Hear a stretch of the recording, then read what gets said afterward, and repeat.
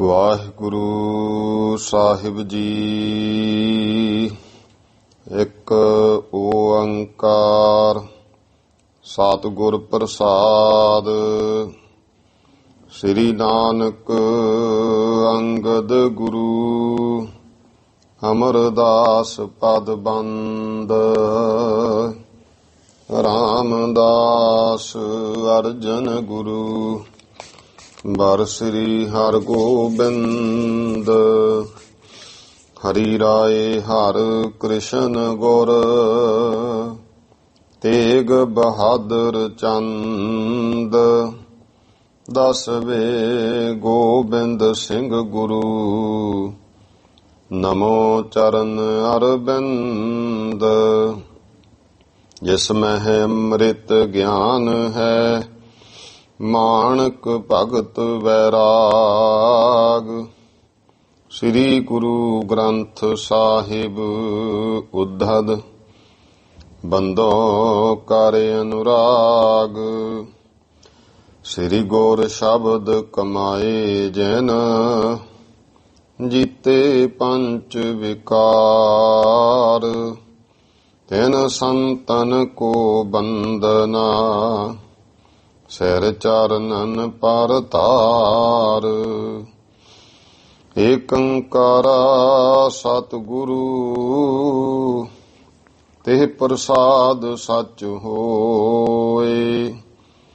ਵਾਹਿਗੁਰੂ ਜੀ ਕੀ ਫਤਿਹ।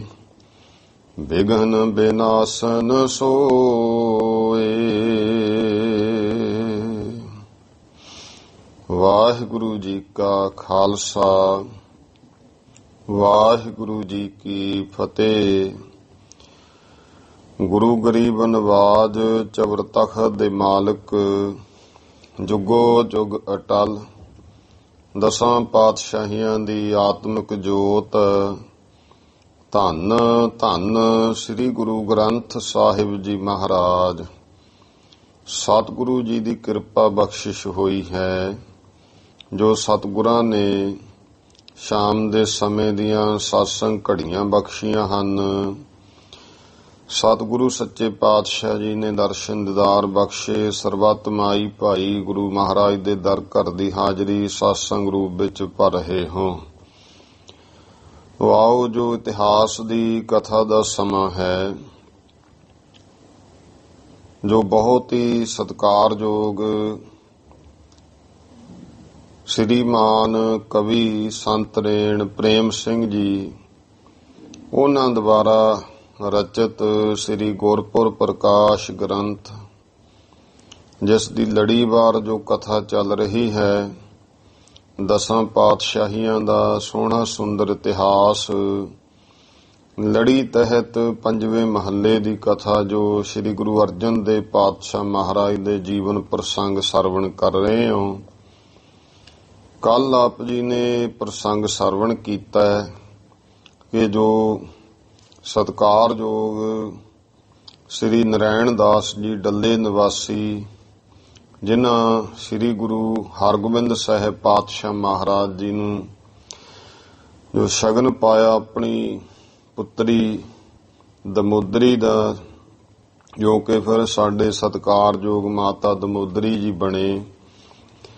ਗੁਰੂ ਪਾਤਸ਼ਾਹ ਮਹਾਰਾਜ ਜੀ ਨੇ ਸ੍ਰੀ ਨਰੈਣ ਦਾਸ ਉਹਨਾਂ ਨੂੰ ਇਹ ਬਚਨ ਕਹੇ ਭਾਈ ਜੋ ਅੱਸੂ ਦੀ ਪੂਰਨਮਾਸੀ ਅੱਸੂ ਸੁਦੀ ਉਸ ਦਿਨ ਸ਼ਗਨ ਹੋਇਆ, ਸਗਾਈ ਹੋਈ ਤੇ ਕੱਤਕ ਦੀ ਪੂਰਨਮਾਸੀ ਨੂੰ ਮਹਾਰਾਜ ਕਹਿੰਦੇ ਭਾਈ ਜਰਾ ਜਿਹੜੀ ਬਰਾਤ ਹੈ ਉਹ ਇੱਥੋਂ ਤੁਰੇਗੀ।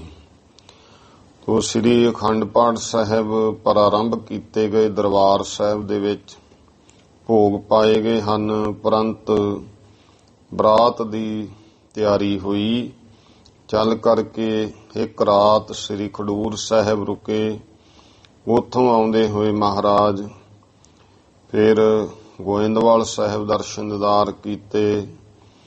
ਫਿਰ ਭਾਈ ਸੁਲਤਾਨਪੁਰ ਲੋਧੀ ਆ ਕੇ ਸਤਿਗੁਰੂ ਦੇ ਸਥਾਨ ਦੇ ਗੁਰੂ ਨਾਨਕ ਦੇਵ ਪਾਤਸ਼ਾਹ ਮਹਾਰਾਜ ਜੀ ਦੇ ਪਾਵਨ ਸਥਾਨਾਂ ਦੇ ਦਰਸ਼ਨ ਦੀਦਾਰ ਕੀਤੇ ਹਨ। ਇੱਥੋਂ ਚੱਲ ਕਰਕੇ ਨਗਰ ਡੱਲੇ ਪਹੁੰਚੇ ਹੈ। ਬਹੁਤ ਸਤਿਕਾਰ ਦੇ ਨਾਲ ਭਾਈ ਗੁਰਦਾਸ ਜੀ ਦੇ ਡਿਊਟੀ ਲਾਈ। ਗੁਰੂ ਪਾਤਸ਼ਾਹ ਜੀ ਨੇ ਸ੍ਰੀ ਗੁਰੂ ਗ੍ਰੰਥ ਸਾਹਿਬ ਜੀ ਦਾ ਪ੍ਰਕਾਸ਼ ਕੀਤਾ ਹੈ ਤੇ ਸਾਰੀ ਬਰਾਤ ਪਹੁੰਚ ਗਈ ਹੈ। ਰਾਤਰੀ ਸਮੇਂ ਜੋ ਮਿਲਣੀ ਹੋਈ ਹੈ, ਕੀਰਤਨ ਸ਼ਬਦ ਹੋਏ। ਉਪਰੰਤ ਸਤਿਗੁਰੂ ਸੱਚੇ ਪਾਤਸ਼ਾਹ ਮਹਾਰਾਜ ਜੀ ਨੇ ਕਿਹਾ, ਭਾਈ ਹੁਣ ਸਾਰੇ ਆਰਾਮ ਕਰੋ। ਪਹਿਲੇ ਜ਼ਮਾਨੇ ਵਿੱਚ ਅੰਮ੍ਰਿਤ ਵੇਲੇ ਫਿਰ ਆਨੰਦ ਕਾਰਜ ਹੁੰਦੇ ਸਨ। ਕਿਵੇਂ ਸਤਿਗੁਰੂ ਸੱਚੇ ਪਾਤਸ਼ਾਹ ਮਹਾਰਾਜ ਜੀ ਦਾ ਵਿਵਾਹ ਕਾਰਜ ਹੈ। ਆਓ ਅੱਗੇ 32ਵੇਂ ਘਰ ਦਾ ਪ੍ਰਸੰਗ ਹੈ। ਪ੍ਰੇਮ ਤੇ ਸਤਿਕਾਰ ਦੇ ਨਾਲ ਸਰਵਣ ਕਰੀਏ ਜੀ। ਸਤਨਾਮ ਸ੍ਰੀ ਵਾਹਿਗੁਰੂ ਸਾਹਿਬ ਜੀ।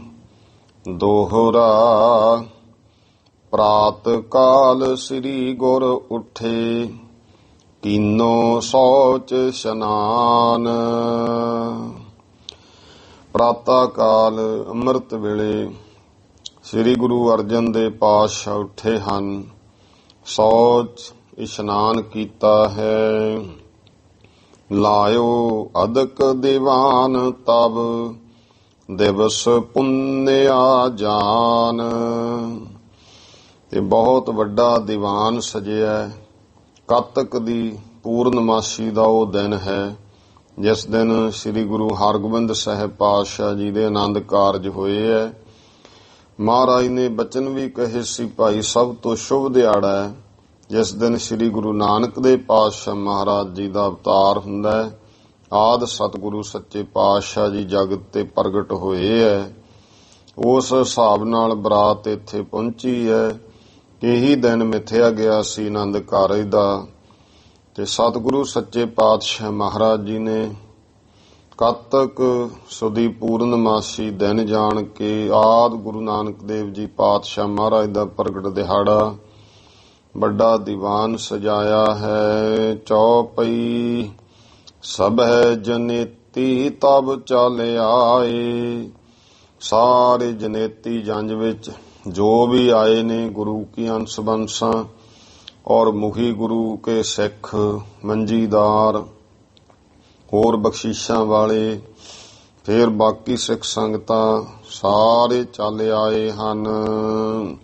ਹਰ ਗੋਬਿੰਦ ਵਿੱਚ ਸੋਭਾ ਪਾਏ। ਸ੍ਰੀ ਗੁਰੂ ਹਰਗੋਬਿੰਦ ਸਾਹਿਬ ਵੀ ਵਿੱਚ ਬੈਠੇ ਸੋਭਾ ਪਾਉਂਦੇ ਹਨ। ਇੱਕ ਦਿਸ ਸਭ ਸਖੀਆਂ ਕੇ ਮਾਹੇ। ਇੱਕ ਪਾਸੇ ਸਾਰੀਆਂ ਆਪਣੀਆਂ ਸਖੀਆਂ ਸਹੇਲੀਆਂ ਵਿੱਚ ਸ੍ਰੀ ਦਮੋਦਰੀ ਸੋਭਾ ਪਾਹੇ। ਸੋ ਸ੍ਰੀ ਦਮੋਦਰੀ ਜੀ ਜੋ ਸ੍ਰੀ ਨਰਾਇਣ ਦਾਸ, ਭਾਈ ਨਰਾਇਣ ਦਾਸ ਜੀ ਦੀ ਪੁੱਤਰੀ, ਜੋ ਕਿ ਗੁਰੂ ਹਰਗੋਬਿੰਦ ਸਾਹਿਬ ਜੀ ਕੇ ਮਹਿਲ ਬਣਨ ਜਾ ਰਹੇ ਹੈ, ਉਹ ਵੀ ਬੈਠੇ ਸੋਭਾ ਪਾ ਰਹੇ ਨੇ। ਰਾਗੀ ਬੈਠੇ ਸਾਜ ਖੁਲਾਏ।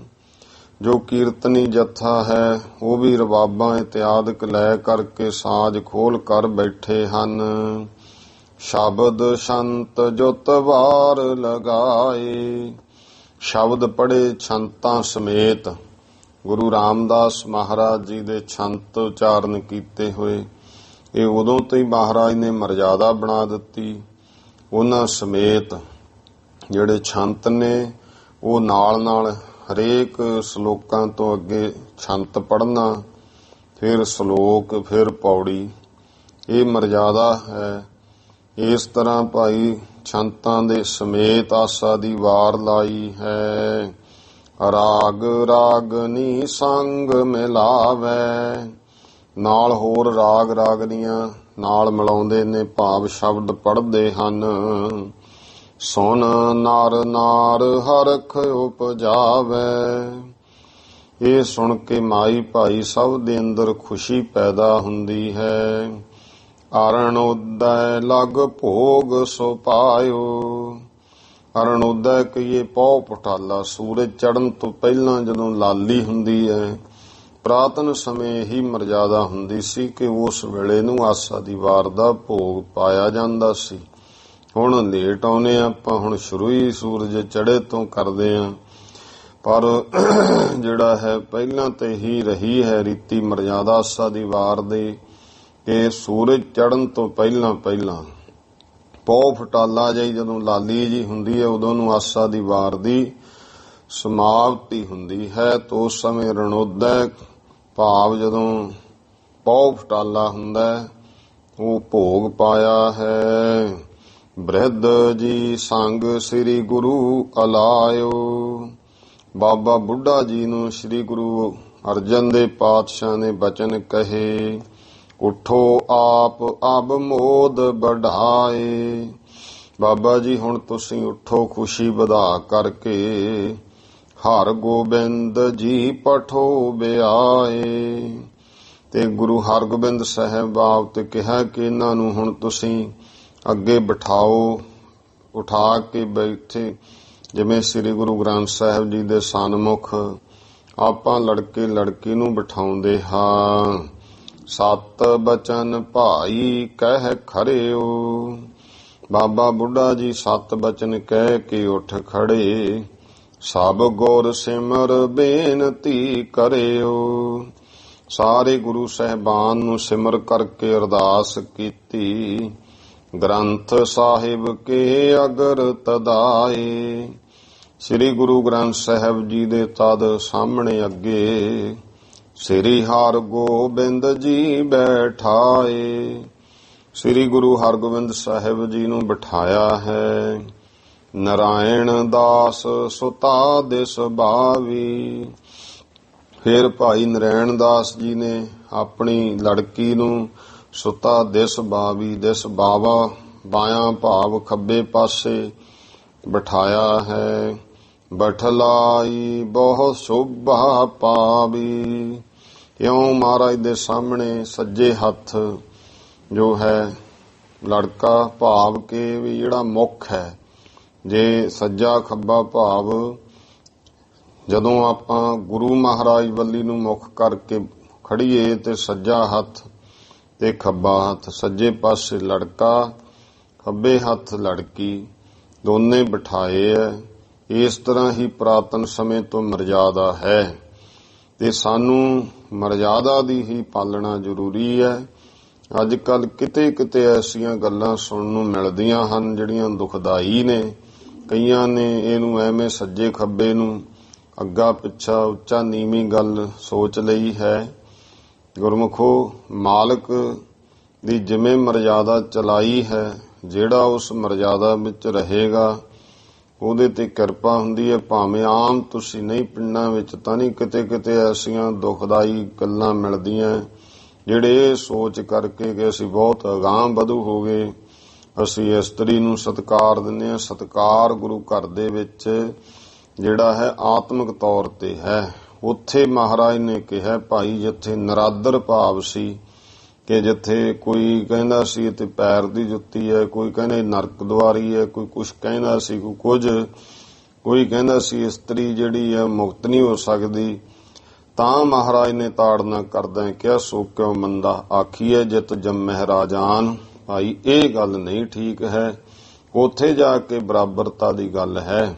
ਇਹਨਾਂ ਗੱਲਾਂ ਉੱਤੇ ਆ ਕੇ ਕਈ ਜਗ੍ਹਾ ਬਈ ਅੱਗੇ ਆਪ ਜੀ ਨੇ ਪਹਿਲਾਂ ਵੀ ਵਿਚਾਰ ਕੀਤੀ ਹੈ। 1-2 ਐਸੀਆਂ ਘਟਨਾਵਾਂ ਹੋਈਆਂ, ਫਿਰ ਉਸ ਗੱਲ ਤੇ ਰੌਲਾ ਪਿਆ ਕਿ ਲੜਕਾ ਕਹਿੰਦਾ 2 ਪ੍ਰਕਰਮਿਆਂ ਮੈਂ ਅੱਗੇ ਲੱਗ ਕੇ ਪ੍ਰਕਰਮਿਆਂ ਕਰੂੰ, 2 ਲੜਕੀ ਨੂੰ ਅੱਗੇ ਨਾ। ਇਹ ਸਾਡੀ ਸੋਚ ਹੈ ਕਿ ਜਿਹੜਾ ਅੱਗੇ ਆ ਉਹ ਉੱਚਾ ਤੇ ਜਿਹੜਾ ਪਿੱਛੇ ਉਹ ਨੀਵਾਂ ਹੈ। ਇਹ ਤਾਂ ਗੁਰਮੁਖੋ ਹੁਣ ਜੇ ਉਸ ਭਾਵਨਾ ਨਾਲ ਦੇਖੀਏ ਕਿ ਜੋ ਪਿੱਛੇ ਖੜਾ ਹੈ ਉਹ ਤਾਂ ਵੱਡਾ ਸ਼ਕਤੀਮਾਨ ਹੈ, ਉਹ ਤਾਂ ਫਿਰ ਤਾਕਤਵਰ ਹੈ। ਆਪਾਂ ਕਹਿੰਦੇ ਤੂੰ ਅੱਗੇ ਚੱਲ ਸਹੀ, ਮੈਂ ਮਗਰਾਂ ਤੇਰੇ ਨਾਲ। ਉਹ ਤਾਂ ਥਾਪੜਾ ਦੇ ਰਿਹਾ ਹੈ। ਉਹਨੂੰ ਅਸੀਂ ਆਪਦੇ ਆਪ ਹੀ ਮਨ ਵਿੱਚ ਐਵੇਂ ਹੀਣਤਾ ਭਾਵ ਜਾਂ ਆਪਦੀਆਂ ਬੁੱਧੀ ਦੀਆਂ ਤਰਕਾਂ ਨਾਲ ਇਹੋ ਜਿਹਾ ਕੁਛ ਕਰਨਾ ਸ਼ੁਰੂ ਕਰ ਦਈਏ, ਉਹ ਠੀਕ ਨਹੀਂ। ਜੋ ਮਰਜ਼ਾਦਾ ਇਹੀ ਹੈ। ਨਾਰਾਇਣ ਦਾਸ ਸੁਤਾ ਦਿਸ ਬਾਵੀ। ਤੋ ਭਾਈ ਨਾਰਾਇਣ ਦਾਸ ਜੀ ਨੇ ਆਪਣੀ ਪੁੱਤਰੀ ਨੂੰ ਖੱਬੇ ਪਾਸੇ ਬਠਲਾਈ ਬਹੁ ਸੋਭਾ ਪਾਵੀ। ਜੋ ਬਿਠਾਇਆ ਹੈ ਬਹੁਤ ਸੋਭਾ ਪਾਉਂਦੀ ਹੈ। ਗੁਰ ਨਾਨਕ ਦਿਸ ਤੇ ਉਪਦੇਸ਼ਾ। ਗੁਰੂ ਨਾਨਕ ਦੇ ਮਹਾਰਾਜ ਜੀ ਦਾ ਹੀ ਜੋ ਉਪਦੇਸ਼ ਦੇਤ ਭਏ ਪ੍ਰਣ ਜੋਗਨ ਵਿਸ਼ੇਸ਼ਾ। ਫਿਰ ਉਹ ਸਾਰਾ ਭਾਈ ਪ੍ਰਣ ਦਿੱਤਾ ਹੈ, ਸਿੱਖਿਆ ਜਿਹੜੀ ਦਿੱਤੀ ਜਾਂਦੀ ਹੈ ਦੋਵਾਂ ਜੀਵਾਂ ਨੂੰ। ਉਸ ਸਮੇਂ ਜਿਹੜੀ ਹੈ ਜੁਗਨ ਦੋਵਾਂ ਨੂੰ ਵਿਸ਼ੇਸ਼ ਤੌਰ ਤੇ ਪ੍ਰਣ ਕਰਵਾਇਆ। ਉਪਦੇਸ਼ ਗੁਰੂ ਨਾਨਕ ਦੇ ਪਾਤਸ਼ਾਹ ਮਹਾਰਾਜ ਜੀ ਦੇ ਵੱਲੋਂ ਸ੍ਰੀ ਗੁਰੂ ਅਰਜਨ ਦੇਵ ਜੀ ਪਾਤਸ਼ਾਹ ਨੇ ਉਪਦੇਸ਼ ਦਿੱਤਾ ਕਿ ਭਾਈ ਅੱਜ ਸ੍ਰੀ ਗੁਰੂ ਨਾਨਕ ਦੇ ਮਹਾਰਾਜ ਜੀ ਦਾ ਦੇਖੋ ਪ੍ਰਕਾਸ਼ ਦਿਹਾੜਾ ਤੇ ਅੱਜ ਭਾਗਾਂ ਵਾਲਾ ਦਿਨ ਹੈ। ਆਪਾਂ ਗੁਰੂ ਮਹਾਰਾਜ ਕਹਿੰਦੇ ਇਕੱਠੇ ਹੋ ਕਰਕੇ ਵਿਆਹ ਕਾਰਜ ਵਿੱਚ ਬੈਠੇ ਹਾਂ। ਇਹ ਸਤਿਗੁਰੂ ਸੱਚੇ ਪਾਤਸ਼ਾਹ ਜੀ ਨੇ ਉਪਦੇਸ਼ ਦਿੱਤਾ ਦੋਹਰਾ। ਪ੍ਰੇਮ ਹਰੀ ਤਬ ਕਵੀ ਢਿਗ ਆਸ ਬਿਦ ਬਚਨ ਅਲਾਏ। ਤਾਂ ਉਸ ਸਮੇਂ ਜਦੋਂ ਇਤਿਹਾਸ ਸੁਣਾ ਰਹੇ ਲਿਖਾ ਰਹੇ ਨੇ, ਪ੍ਰੇਮ ਹਰੀ ਤਬ ਕਵੀ ਢਿਗ, ਬਾਬਾ ਪ੍ਰੇਮ ਸਿੰਘ ਬੇਦੀ ਨੇ ਤਾਂ ਕਵੀ ਸੰਤ ਰੇਣ ਪ੍ਰੇਮ ਸਿੰਘ ਜੀ ਦੇ ਕੋਲ ਇਹ ਅਸ ਬਿਦ ਬਚਨ ਲਾਏ। ਇਸ ਤਰ੍ਹਾਂ ਬਚਨ ਕਹੇ, ਇਹ ਗੱਲ ਪੁੱਛੀ ਹੈ। ਪ੍ਰਣੋਪਦੇਸ਼ ਕਸ ਬਿਦ ਕਥੇ ਸੋ ਨੀਕੈ ਸਮਝਾਏ। ਕਿ ਪ੍ਰਣੋਪਦੇਸ਼ ਇਹਦਾ ਜਿਹੜਾ ਹੈ ਇਹਨੂੰ ਕਿਹਾ ਜਾਂਦਾ ਹੈ ਪ੍ਰਣੋਪਦੇਸ਼। ਪ੍ਰਣੋਪਦੇਸ਼ ਪ੍ਰਣ ਉਪਦੇਸ਼ ਦਾ ਹੀ ਜਦੋਂ ਊੜਾ ਇਕੱਠਾ ਸ਼ਬਦ ਲਿਖਣਾ ਹੈ ਤਾਂ ਨਾਣੇ ਨੂੰ ਹੋੜਾ ਲਿਖਤਾ, ਊੜਾ ਵਿੱਚੋਂ ਕੱਟਤਾ। ਪ੍ਰਣੋਪਦੇਸ਼ ਉਹ ਫਿਰ ਉਹ ਜਿਹੜਾ ਹੋੜਾ ਹੈ ਨਾਣੇ ਦਾ ਉਹਨੇ ਊੜੇ ਦਾ ਕੰਮ ਕਰਤਾ। ਇਸ ਤਰ੍ਹਾਂ ਸ਼ਬਦ ਹੈ ਪ੍ਰਣ ਉਪਦੇਸ਼, ਪ੍ਰਾਣ ਰੱਖਣ ਦਾ ਉਪਦੇਸ਼। ਬਾਬਾ ਪ੍ਰੇਮ ਸਿੰਘ ਬੇਦੀ ਕਹਿਣ ਲੱਗੇ ਕਿ ਹੇ ਸੰਤ ਰੇਣ ਪ੍ਰੇਮ ਸਿੰਘ ਜੀ, ਇਹ ਗੱਲ ਕਹੀ ਕਿ ਪ੍ਰਣੋਪਦੇਸ਼ ਕਸ ਬਿਦ ਕਥੇ ਸੋ ਨੀਕੈ ਸਮਝਾਏ। ਕਿ ਜਿਹੜਾ ਤੁਸੀਂ ਪ੍ਰਣੋਪਦੇਸ਼ ਕਿਹਾ ਉਹ ਕਿਸ ਤਰ੍ਹਾਂ ਕਥਨ ਕੀਤਾ, ਕੀ ਕਿਹਾ, ਉਸ ਬਾਰੇ ਚੰਗੀ ਤਰ੍ਹਾਂ ਸਮਝਾਓ ਜੀ। ਚੌਪਈ ਸੁਨ ਹਰ ਪ੍ਰੇਮ ਪ੍ਰੇਮੀ ਮੇਰੇ। ਤਾਂ ਫਿਰ ਸੰਤ ਰੇਣ ਪ੍ਰੇਮ ਸਿੰਘ ਜੀ ਤਰੇਹਣ ਬੰਸ ਕਵੀ ਜੀ ਕਹਿ ਰਹੇ ਹਨ, ਸੁਣ ਹਰ ਪ੍ਰੇਮ ਪ੍ਰੇਮੀ ਮੇਰੇ। ਐ ਮੇਰੇ ਪ੍ਰੇਮੀ ਪਿਆਰੇ ਮੇਰੇ ਗੁਰ ਭਾਈ ਬਾਬਾ ਪ੍ਰੇਮ ਸਿੰਘ ਬੇਦੀ, ਸੁਣੋ ਪ੍ਰਸ਼ਨ ਅਨੋਖੇ ਤੁਮਰੇ ਹੇਰੇ। ਕਹਿੰਦੇ ਜਿਹੜੇ ਤੁਹਾਡੇ ਪ੍ਰਸ਼ਨ ਵੀ ਹੁੰਦੇ ਐ। ਸੰਤ ਰੇਣ ਪ੍ਰੇਮ ਸਿੰਘ ਕਹਿੰਦੇ, ਹੇ ਬਾਬਾ ਪ੍ਰੇਮ ਸਿੰਘ ਬੇਦੀ, ਤੁਹਾਡੇ ਪ੍ਰਸ਼ਨ ਮੈਂ ਬੜੇ ਅਨੋਖੇ ਹੀ ਵੇਖੇ ਹਨ। ਭਾਈ ਵਾਰ ਕੰਨਿਆ ਸਨ ਗੋਏ। ਤੋ ਉਸ ਸਮੇਂ ਜੋ ਵਰ ਤੇ ਕੰਨਿਆ ਜੋ ਇਸ ਤਰ੍ਹਾਂ ਇਹ ਗੁਰਮਤਿ ਦੇ ਵਿੱਚ ਹੈ, ਵਰ ਨਾਮ ਭਾਵ ਵਰਦਾਸ ਗੁਰੂ ਹਰਗੋਬਿੰਦ ਸਾਹਿਬ, ਕੰਨਿਆ ਮਾਤਾ ਦਮੋਦਰੀ ਜੀ, ਜੋ ਸਨ ਤੁਮਨ ਵਿਆਹੇ ਗੁਰਮਤ ਸਨ ਹੋਏ। ਦੇਖੋ ਤੁਸੀਂ ਵੀ ਤਾਂ ਬਾਰ ਕੰਨਿਆ ਲੜਕਾ ਲੜਕੀ ਵਿਆਹੇ ਹੈ, ਜੋ ਗੁਰਮਤ ਦੇ ਸਨੇ ਹੋਏ ਭਾਵ ਗੁਰਮਤ ਵਿੱਚ ਰੰਗੇ ਹੋਏ। ਪ੍ਰੇਮ ਪੂਰਬਕ ਗ੍ਰਸਤ ਮਝਾਰ, ਜੋ ਪ੍ਰੇਮ ਦੇ ਸਹਿਤ ਗ੍ਰਸਤੀ ਜੀਵਨ ਵਿੱਚ ਨਿਭਨ ਹੋਗਾ ਭਲੀ ਪ੍ਰਕਾਰ। ਤਾਂ ਜੇ ਗੁਰਮਤ ਦੇ ਹੋਵੇਗੀ ਭਾਈ ਭਲੀ ਪ੍ਰਕਾਰ ਗ੍ਰਸਤੀ ਜੀਵਨ ਵਿੱਚ ਨਿਭਾ ਹੋਵੇਗਾ। ਸ੍ਰੀ ਹਰਿ ਗੋਬਿੰਦ ਸੋ ਪੁਨ ਰਰਿਓ। ਸ੍ਰੀ ਗੁਰੂ ਹਰਗੋਬਿੰਦ ਸਾਹਿਬ ਜੀ ਪ੍ਰਤੀ ਫਿਰ ਇਹ ਬਚਨ ਕਹੇ, ਇਹੋ ਅਰ ਧੰਗੀ ਆਪਨ ਵਿਚਰਿਓ। ਕਿ ਇਹਨਾਂ ਨੂੰ ਭਾ ਮਾਤਾ ਦਮੋਦਰੀ ਜੀ ਨੂੰ ਹੁਣ ਆਪਣੀ ਅਰਧ ਅੰਗੀ ਕਿ ਆਪਣੇ ਜੀਵਨ ਦਾ ਅੱਧਾ ਅੰਗ ਅੱਧਾ ਅੰਗ ਤੁਸੀਂ ਆਪਣੇ ਆਪ ਨੂੰ, ਤੇ ਅਰਧੰਗੀ ਦਾ ਅਰਥ ਹੁੰਦਾ ਹੈ ਕਿ ਅੱਧਾ ਅੰਗ, ਭਾਵ ਪੂਰਨ ਹੁਣ ਦੋਵੇਂ ਰਲ ਕੇ ਹੋਵੋਗੇ। ਇਹ ਤੁਸੀਂ ਆਪਣਾ ਅਰਧੰਗੀ ਵਿਚਾਰ ਲਓ। ਇਸ ਕੋ ਸ਼ਰਮ ਪਇਓ ਘਰ ਤੋਰੇ, ਇਸ ਕੋ ਸ਼ਰਮ ਪਇਓ, ਇਹਨਾਂ ਨੂੰ ਤੁਹਾਡੇ ਗਲ ਪਿਆਂ ਦੀ ਸ਼ਰਮ ਹੈ ਕਿ ਤੁਹਾਡੇ ਲੜ ਲੱਗ ਗਏ। ਹੁਣ ਇਸ ਗੱਲ ਦੀ ਲੱਜਾ ਹੈ। ਰੱਛਿਆ ਕਰਨੀ ਸਭ ਹਨ ਠੌਰੇ, ਤਾਂ ਹੁਣ ਇਸ ਗੱਲ ਦੀ ਤੁਸੀਂ ਰੱਛਿਆ ਕਰਨੀ ਹੈ, ਲੱਜਾ ਜਾਣਨੀ ਕਿ ਤੁਹਾਡੇ ਪੱਲੇ ਪਏ ਨੇ, ਸਭ ਜਗ੍ਹਾ ਤੇ ਰੱਛਿਆ ਕਰਨੀ ਹੈ। ਇਸਤਰੀ ਬ੍ਰਤ ਕਾ ਕਰੋ ਨਿਰਬਾਹ, ਜੋ ਇਸਤਰੀ ਬ੍ਰਤ ਹੈ, ਇਸਤਰੀ ਦੇ ਜੀਵਨ ਦੀ ਮਰਿਆਦਾ ਦਾ ਜੋ ਨਿਰਬਾਹ ਕਰਨਾ ਹੈ।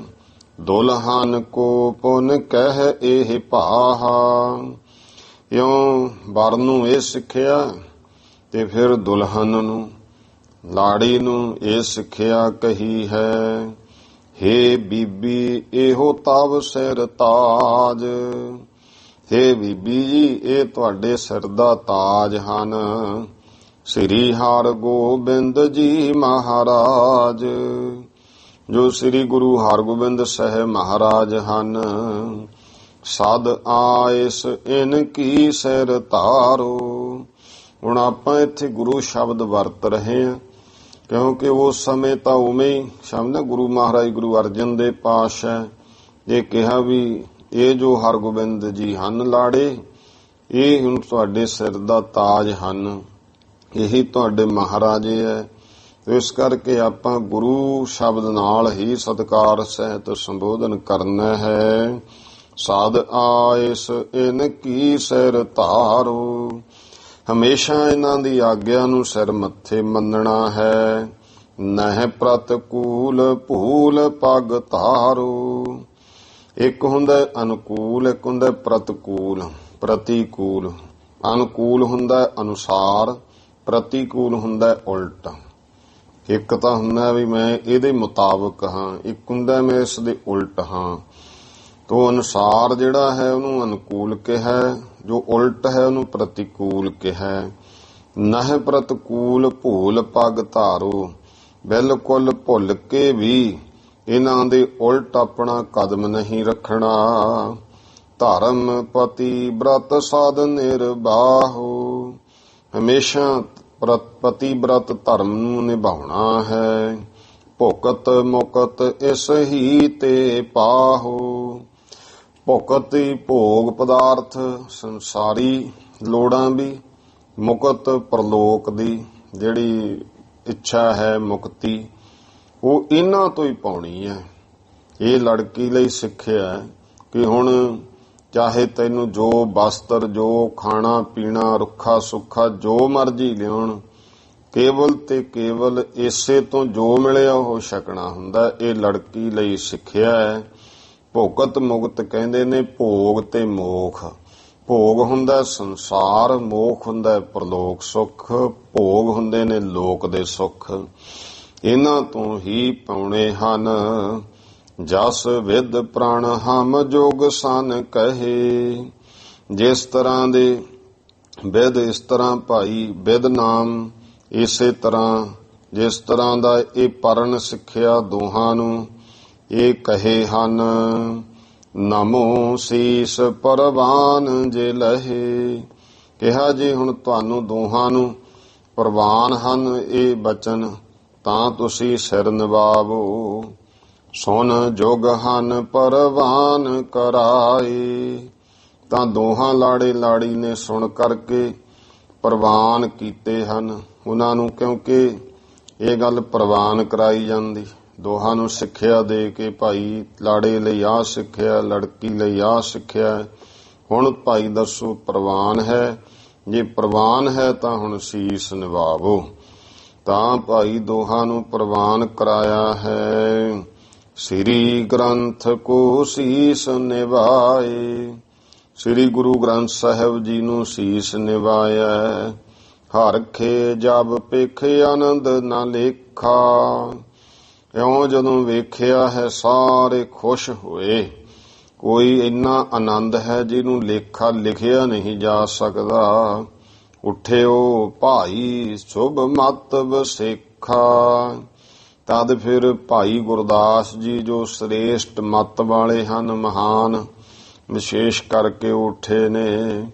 ਤਬ ਹੈ ਨਾਰਾਇਣ ਦਾਸ ਬੁਲਾਇਓ। ਤੇ ਭਾਈ ਗੁਰਦਾਸ ਜੀ ਨੇ ਫਿਰ ਭਾਈ ਨਾਰਾਇਣ ਦਾਸ ਜੀ ਨੂੰ ਸੱਦਿਆ। ਸੁਤਾ ਹਸਤ ਹਰ ਗੋਬਿੰਦ ਦਾਇਓ। ਜੋ ਪੁੱਤਰੀ ਦਾ ਹੱਥ ਗੁਰੂ ਹਰਗੋਬਿੰਦ ਸਾਹਿਬ ਦੇ ਨੂੰ ਪਕੜਾਉਣਾ, ਪੱਲਾ ਫੜਾਉਣਾ ਹੈ। ਸ੍ਰੀ ਹਰ ਗੋਬਿੰਦ ਕੇਰ ਦੁਕੂਲ। ਸ੍ਰੀ ਗੁਰੂ ਹਰਗੋਬਿੰਦ ਸਾਹਿਬ ਜੀ ਦੁਕੂਲ ਜੋ ਗਲ ਵਿੱਚ ਪਰਨਾ ਹੈ। ਸ੍ਰੀ ਦਮੋਦਰੀ ਕਰ ਦਇਓ ਮੂਲ। ਉਹ ਭਾਈ ਸ੍ਰੀ ਮਾਤਾ ਦਮੋਦਰੀ ਜੀ ਪੱਲੇ ਦਾ ਸਿਰਾ ਉਹ ਹੱਥ ਵਿੱਚ ਫੜਾ ਦਿੱਤਾ ਹੈ। ਇਸ ਗੱਲ ਦਾ ਵੀ ਜ਼ਰੂਰੀ ਖਿਆਲ ਹੁੰਦਾ ਹੈ। ਕਈ ਜਗ੍ਹਾ ਤੇ ਫਿਰ ਆਪ ਹੀ ਸਾਰਾ ਕੁਝ ਰੱਖਣਾ ਪੈਂਦਾ। ਹੁਣ ਮਾਂ-ਬਾਪ ਤਾਂ ਫਰਜ਼ੀ ਸਮਝਣੋਂ ਹਟ ਗਏ। ਉਹ ਤਾਂ ਰਾਗੀਆਂ ਨੂੰ ਸਿੱਟਤਾ ਸਾਰਾ ਕੁਝ ਵੀ ਤੁਹਾਡਾ ਹੀ ਠੇਕਾ ਹੈ ਸਾਰੇ ਕੰਮ ਦਾ। ਪੱਲਾ ਵੀ ਉਹਨਾਂ ਨੂੰ ਦੱਸਣਾ ਪੈਂਦਾ ਵੀ ਆ ਭਾਈ ਨੂੰ ਹੱਥ ਵਿੱਚ ਫੜ ਕੇ ਰੱਖੋ। ਲੜਕੀ ਤਾਂ ਪੱਲਾ ਫੜਿਆ, ਲੜਕਾ ਐ ਹੱਥ ਕਰਕੇ ਬੈਠਾ ਹੁੰਦਾ, ਉਹ ਲਮਕਦਾ ਹੁੰਦਾ ਪੱਲਾ। ਜੇ ਲੜਕੀ ਨੇ ਪੱਲਾ ਹੱਥ ਵਿੱਚ ਫੜਿਆ, ਲੜਕੇ ਦਾ ਵੀ ਇੱਕ ਲੜ ਹੱਥ ਵਿੱਚ ਫੜਿਆ ਹੋਣਾ ਚਾਹੀਦਾ ਹੈ। ਲੇਕਿਨ ਇਹਨਾਂ ਚੀਜ਼ਾਂ ਵੱਲ ਜਿਹੜਾ ਹੈ ਅਸੀਂ ਇੰਨੇ ਢਿੱਲੇ ਹੋ ਗਏ ਆ, ਕਿਉਂਕਿ ਹੁਣ ਤਾਂ ਹਾਲਾਤ ਜਿਹੜੇ ਆਨੰਦ ਕਾਰਜ ਦੇ ਉਹ ਤੁਹਾਨੂੰ ਪਤਾ ਹੈ ਕਿ ਵਿਆਹ ਦੇ ਵਿੱਚ ਜਿਹੜਾ ਸਭ ਤੋਂ ਤੇਜ਼ੀ ਵਾਲਾ ਕੰਮ ਸਮਝ ਲਿਆ ਕਿ ਜਿਹਦੇ ਤੇ ਸਭ ਤੋਂ ਘੱਟ ਟਾਈਮ ਲੱਗੇ, ਜਿੰਨੀ ਛੇਤੀ ਹੋ ਜੇ ਉਹ ਆਨੰਦ ਕਾਰਜ ਨੂੰ ਕਿਹਾ ਜਾਂਦਾ ਹੈ। ਤੇ ਜਿਹੜਾ ਕੋਈ ਰਾਗੀ ਕੀਰਤਨੀਆਂ ਛੇਤੀ ਆਨੰਦ ਕਾਰਜ ਕਰਾ ਦੇਵੇ ਉਹਨੂੰ ਥਾਪੀ ਦਿੰਦੇ, ਇਹ ਬਾਬਾ ਬਹੁਤ ਚੰਗਾ, ਇਹਨੇ ਛੇਤੀ ਨਿਬੇੜਤਾ। ਸ਼ਬਦ ਵੀ ਇਹੋ ਜਿਹੇ ਵਰਤਦੇ ਨੇ, ਨਿਬੇੜਨਾ। ਤੇ ਗੁਰਮੁਖੋ ਫਿਰ ਅਸੀਂ ਵਿਆਹ ਕਰਨ ਨਹੀਂ ਆਉਂਦੇ, ਆਨੰਦ ਕਾਰਜ ਕਰਨ ਨਹੀਂ ਆਉਂਦੇ, ਆਨੰਦ ਲਾਵਾਂ ਲੈਣ ਨਹੀਂ ਆਉਂਦੇ। ਇੱਥੇ ਦੁਨੀਆ ਨਿਬੇੜਨ ਆਉਂਦੀ ਹੈ ਕੰਮ। ਤੇ ਫਿਰ ਜਦੋਂ ਨਿਬੇੜਨ ਵਾਲੀ ਵਰਤੀ ਹੈ ਫਿਰ ਉਹੇ ਜਿਹੀ ਗਾਹਾਂ ਹੁੰਦਾ, ਫਿਰ ਕਦੇ ਕੁਛ ਕਦੇ ਕੁਛ। ਤੋ ਇਸ ਕਰਕੇ ਕਦੇ ਵੀ ਹੈ ਇਹ ਜਿਹੜਾ ਹੁੰਦਾ ਉਹ ਸੀਮਤ ਸਮਾਂ, ਉਨਾ ਕੀ ਸਮਾਂ ਲੱਗਣਾ। ਤੇ ਇਸ ਕਰਕੇ ਇਹਨਾਂ ਗੱਲਾਂ ਵੱਲ ਆਪਾਂ ਨੂੰ ਧਿਆਨ ਦੇਣਾ ਚਾਹੀਦਾ ਹੈ ਸਾਰੇ ਗ੍ਰਸਤੀ ਹਾਂ ਕਿ ਗੁਰਮੁਖੋ ਆਨੰਦ ਕਾਰਜ ਦੇ ਸਮੇਂ ਕੋਈ ਕਾਹਲੀ ਨਹੀਂ ਕਰਨੀ ਚਾਹੀਦੀ। ਸਗੋਂ ਆਨੰਦ ਕਾਰਜ ਕਰਵਾਉਣ ਵਾਲੇ ਪਾਠੀ ਸਿੰਘ, ਕੀਰਤਨੀਏ ਸਿੰਘਾਂ ਨੂੰ ਬੇਨਤੀ ਕਰਨੀ ਚਾਹੀਦੀ ਹੈ ਜੀ, ਪੂਰਨ ਮਰਜ਼ਾਦਾ ਨਾਲ ਤੁਸੀਂ ਜੋ ਸ਼ਬਦ ਹੈ ਉਹ ਆਨੰਦ ਦੇ ਵਿੱਚ ਹੀ ਸਾਰੇ ਪੜ੍ਹਨੇ ਆ। ਜੇ ਆਨੰਦ 'ਚ ਪੜ੍ਹੇ ਜਾਣਗੇ ਫੇਰ ਹੀ ਆਨੰਦ ਦਾ ਕਾਰਜ ਹੈ। ਕਿੰਨਾ ਕੁ ਸਮਾਂ ਲੱਗੇਗਾ? 8-10 ਮਿੰਟ ਵੱਧ ਹੁੰਦੇ ਆ, 10-15 ਮਿੰਟ ਹੋਰ ਕਿੰਨਾ ਕੁ ਹੈ ਕੋਈ, ਕਿਉਂਕਿ ਉਹ ਸ਼ਬਦ ਜਿਹੜੇ ਮਰਜ਼ਾਦਾ 'ਚ ਉਹਨੇ ਤਾਂ ਪੜ੍ਹਨੇ ਹੀ ਪੜ੍ਹਨੇ ਆ ਨਾ। ਪਰ ਕਰਮਿਆਂ ਵੀ ਹੋਣੀ ਹੈ, ਲਾਵਾਂ ਵੀ ਹੋਣੀਆਂ। ਇਸ ਕਰਕੇ ਮਹਾਰਾਜ ਦਾ ਸ਼ੁਕਰ ਕਰਨਾ ਚਾਹੀਦਾ। ਪਰ ਦੁਖਾਂ ਤੇ ਬਰਾਤਾਂ ਨਹੀਂ ਆਉਂਦੀਆਂ ਟਾਈਮ ਸਿਰ, ਤੇ ਫਿਰ ਉਹ ਹਾਲਾਤ ਦੇਖ ਲਓ ਤੁਸੀਂ। ਆ ਇੱਥੇ ਕਈ ਵਾਰ ਹੋਇਆ ਤੇ ਇੱਕ ਜਗ੍ਹਾ ਤੇ ਉਹ ਆਪਣੇ ਦੱਸਣ ਭਾਈ ਬੂਟਾ ਸਿੰਘ ਹੁਣੀ ਕਹਿੰਦੇ ਅਸੀਂ ਆਨੰਦ ਕਾਰਜ ਕਰਨ ਚਲੇ ਗਏ ਤੇ ਜਦੋਂ ਆਨੰਦ ਕਾਰਜ ਕਰਕੇ ਬਾਹਰ ਨਿਕਲੇ ਉਹ ਧੁੰਦਾਂ ਦਾ ਟਾਈਮ ਸੀ, ਬਾਹਰ ਹਨੇਰਾ ਹੋ ਗਿਆ ਤੇ ਉਹ ਹਜੇ ਉਹਨਾਂ ਨੇ ਪੈਲਸ ਵਿੱਚ ਜਾਣਾ ਸੀ ਵੀ ਹੁਣ ਉੱਥੇ ਕੀ ਕਰਨਾ ਜਾ ਕੇ। ਉੱਥੇ ਤਾਂ ਹੁਣ ਉਹਨਾਂ ਨੇ ਕਹਿਣਾ ਭਾਈ ਜਾਓ, ਤੁਹਾਡਾ ਵਾਪਸ ਜਾਣ ਦਾ ਟਾਈਮ ਹੋ ਗਿਆ ਹੈ। ਤੋ ਇਹੋ ਜਿਹਾ ਕੁਛ ਹੁੰਦਾ, ਬਹੁਤ ਜਗ੍ਹਾ ਤੇ ਹੁੰਦਾ। ਆਪਾਂ ਆਮ ਹੀ ਦੇਖਦੇ ਆ ਕਿ ਕਿੰਨਾ ਕਿੰਨਾ ਲੇਟ। ਫਿਰ ਕਹਿਣਗੇ ਜੀ ਉਹ ਦੂਰੋਂ ਆਈ ਹੈ ਬਰਾਤ। ਵੀ ਭਾਈ ਜੇ ਦੂਰੋਂ, ਉਹਨਾਂ ਨੂੰ ਕਿਹੜਾ ਪਤਾ ਨਹੀਂ ਸੀ ਦੂਰ ਟਾਈਮ ਨਾਲ ਤੁਰਦੇ। ਅਸਲ ਵਿੱਚ ਕਹਾਣੀ ਇਹ ਹੈ ਵੀ 12-12 ਵਜਾਉਂਦੇ ਤੁਰਨ ਲੱਗੀ ਤੇ ਫਿਰ ਉਹ ਟਾਈਮ ਸਿਰ ਕੀ ਪਹੁੰਚਣਾ ਹੈ। ਅੱਗੇ ਤਾਂ ਹੁਣ ਆਪਾਂ ਵੇਖਦੇ ਰਹੇ ਹਾਂ ਵੀ ਲੜਕੇ ਦੇ ਜਿਹੜਾ ਇਸ਼ਨਾਨ ਨਵਾਈ ਹੁੰਦੀ ਸੀ ਉਹ ਵੀ ਸਵੇਰੇ ਕਰਾਉਂਦੇ ਹੁੰਦੇ ਨਾਨਕੇ ਆ ਕੇ। ਹੁਣ ਤਾਂ ਉਹ ਵੀ ਰਾਤ ਨੂੰ ਹੀ ਨਿਬੇੜ ਦੇਣਾ ਕੰਮ, ਜੋ ਬਟਣਾ ਬੁਟਣਾ ਹੁੰਦਾ ਫਿਰ ਵੀ ਨਹੀਂ ਸਵੇਰੇ ਉੱਠਣਾ। ਉਹਦਾ ਕਾਰਨ ਹੋ ਗਿਆ ਜਿਹੜਾ ਕਿ ਰਾਤ ਨੂੰ ਟਾਈਮ ਸਿਰ ਪੈਣਾ ਨਹੀਂ, ਤੇ ਨਾ ਪੈਣ ਦੀ ਵਜ੍ਹਾ ਨਾਲ ਫਿਰ ਸਵੇਰੇ ਉੱਠਦੇ ਨਹੀਂ ਹਨ। ਤੇ ਲੇਟ ਹੁੰਦਾ ਕੰਮ ਬਹੁਤ ਜ਼ਿਆਦੇ ਲੇਟ, ਇਸ ਕਰਕੇ ਫਿਰ ਉਹ ਜੀਵਨ ਦਾ ਲੇਟ ਚੱਲੀ ਜਾਂਦਾ। ਗੁਰੂ ਪਾਤਸ਼ਾਹ ਮਹਾਰਾਜ ਨੇ ਜਿਹੜੇ ਦੇਖੋ ਇਹ ਸਾਨੂੰ ਜੀਵਨ ਜਿਉਂ ਕੇ ਦਿੱਤਾ। ਇਹ ਜਿਹੜਾ ਇਤਿਹਾਸ ਹੈ ਇਹ ਕੱਲਾ ਹੁਣ ਕੰਨ ਰਸ ਤਾਂ ਹੁੰਦਾ ਨਹੀਂ ਕਿ ਕੱਲਾ ਆਪਾਂ ਕੰਨ ਰਸ ਬਣਾ ਲਈਏ ਕਿ ਸਿਰਫ ਸੁਣਨ ਵਾਸਤੇ ਆ, ਸੁਣ ਲਿਆ ਬਹੁਤ ਵਧੀਆ ਸੀਗਾ ਜੀ, ਬਹੁਤ ਵਧੀਆ ਹੈ। ਇਤਿਹਾਸ ਤਾਂ ਸੁਣ ਕੇ ਅਸੀਂ ਵੀ ਸਿੱਖਿਆ ਲੈਣੀ ਹੁੰਦੀ ਹੈ, ਜੀਵਨ ਜਿਉਣਾ ਹੈ। ਇਹ ਸਾਡੇ ਜੀਵਨ ਦਾ ਏਜੰਡਾ ਵੀ ਹੈ ਇਤਿਹਾਸ। ਤੋ ਇਸ ਕਰਕੇ ਜਿੱਥੇ ਆਪਾਂ ਗੁਰੂ ਕਾ ਇਤਿਹਾਸ ਸੁਣ ਕੇ ਭਾਗਾਂ ਵਾਲੇ ਬਣਦੇ ਹਾਂ, ਉੱਥੇ ਭਾਈ ਆਪਾਂ ਨੂੰ ਇਸ ਸਿੱਖਿਆ ਨੂੰ ਧਾਰਨ ਕਰਨਾ ਚਾਹੀਦਾ ਹੈ। ਤਾਂ ਉਸ ਸਮੇਂ ਜੋ ਇਹ ਮਰਜ਼ਾਦਾ ਜੋ ਆਪਾਂ ਪੜ੍ਹ ਰਹੇ ਸੀ, ਸ੍ਰੀ ਹਰਗੋਬਿੰਦ ਕੇਰ ਦਕੂਲ, ਜੋ ਭਾਈ ਸ੍ਰੀ ਹਰਗੋਬਿੰਦ ਸਾਹਿਬ ਪਾਤਸ਼ਾਹ ਜੀ ਦੇ ਗਲ ਦਾ ਪਰਨਾ ਹੈ, ਸ੍ਰੀ ਦਮੋਦਰੀ ਕਰ ਦਇਓ ਮੂਲ, ਉਹ ਮਾਤਾ ਦਮੋਦਰੀ ਜੀ ਦੇ ਹੱਥ ਵਿੱਚ ਫੜਾਇਆ ਹੈ। ਬੈਠੇ ਤਾਬਿਆ ਗ੍ਰੰਥ ਹੈ ਭਾਈ, ਗੁਰੂ ਗ੍ਰੰਥ ਸਾਹਿਬ ਜੀ ਦੀ ਤਾਬਿਆਂ ਭਾਈ ਗੁਰਦਾਸ ਜੀ ਬੈਠੇ ਹਨ। ਪਠੀ ਲਾਭ ਪ੍ਰਥਮੈ ਸੁਖਦਾਈ, ਤੇ ਸਭ ਤੋਂ ਪਹਿਲਾਂ ਸੁਖਦਾਇਕ ਪਹਿਲੀ ਲਾਵਾਂ ਪੜੀ ਹੈ। ਸੋਈ ਲਾਭ ਪੁਨ ਰਾਗੀ ਗਾਵੇ, ਉਹੀ ਲਾਭ ਜਿਹੜੀ ਹੈ ਪਹਿਲੀ ਲਾਭ ਪੁਨ ਉਹ ਫਿਰ ਰਾਗੀ ਕੀਰਤਨੀਆਂ ਨੇ ਗਾਇਨ ਕੀਤੀ। ਸ੍ਰੀ ਹਰਗੋਬਿੰਦ ਕਦਮ ਉਠਾਵੇ, ਜਦੋਂ ਭਾਈ ਕੀਰਤਨੀਏ ਰਾਗੀ ਰਬਾਬੀ ਰਾਗ ਲਾਮ ਪੜ ਰਹੇ ਨੇ, ਸ੍ਰੀ ਹਰਗੋਬਿੰਦ ਸਾਹਿਬ ਵੀ ਕਦਮ ਉਠਾ ਰਹੇ, ਭਾਵ ਅੱਗੇ ਚੱਲ ਰਹੇ, ਪਰਿਕਰਮਾ ਕਰ ਰਹੇ। ਪਾਛੈ ਸ੍ਰੀ ਦਮੋਦਰੀ ਜਾਵੇ, ਪਿੱਛੇ ਮਾਤਾ ਦਮੋਦਰੀ ਜੀ ਜਾ ਰਹੇ ਨੇ।